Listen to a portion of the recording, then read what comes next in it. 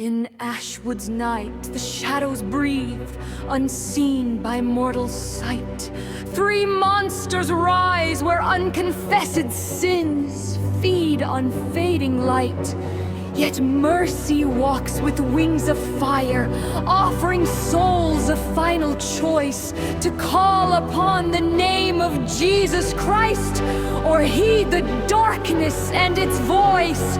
For every heart must stand before the truth it long denied, where judgment meets redemption, and only grace can turn the tide.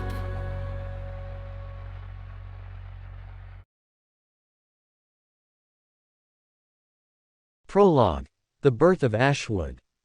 Long before AshWood was a town, it was a forest, a dense and whispering wilderness where early settlers swore the trees themselves listened.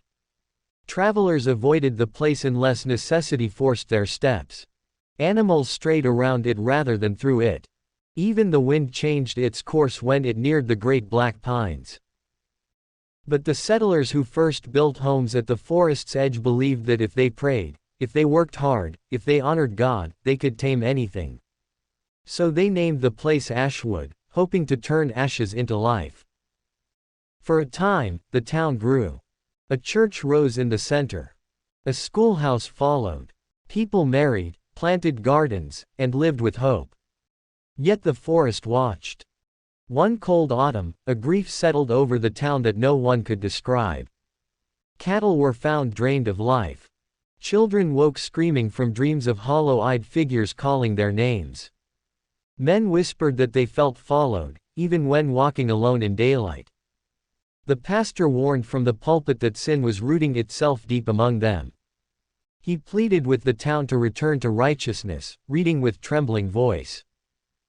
Be sober, be vigilant, because your adversary the devil, as a roaring lion, walketh about, seeking whom he may devour.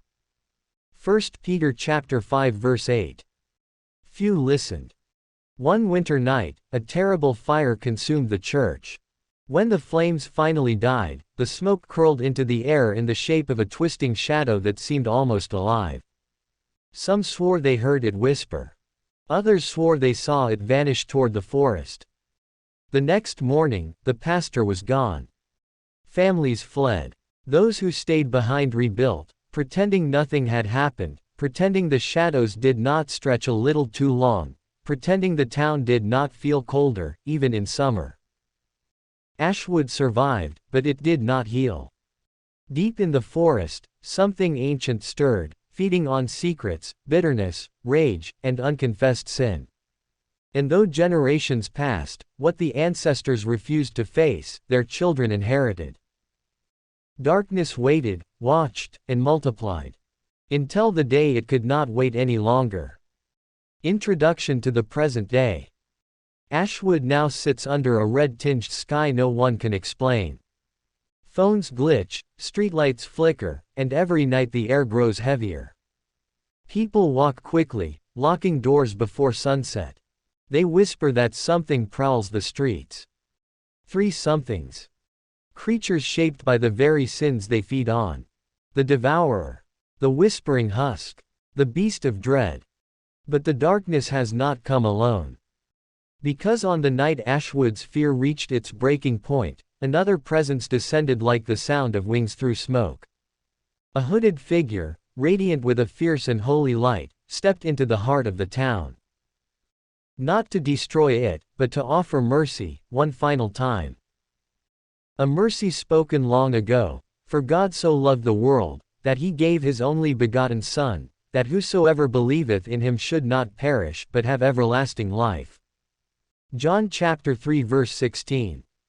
Now the angel moves through AshWood, unseen by most, but unstoppable. Watching, calling, confronting, searching for hearts willing to choose redemption before judgment falls. Because in AshWood, every soul will face the same choice: surrender the darkness, or be devoured by it.